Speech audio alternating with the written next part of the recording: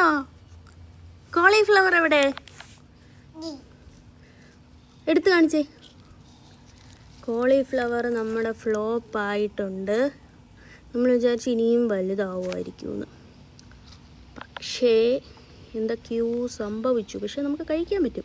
പിന്നെ കുറച്ച് ബീൻസ് കിട്ടിയിട്ടുണ്ട്. നമ്മുടെ ചെറിയ ബീൻസ് ഉണ്ടല്ലോ, അതാണ്. നമുക്കിതെല്ലാം കൂടെ വെച്ചൊരു തോരൻ അങ്ങ് ഉണ്ടാക്കാം. ഓക്കെ.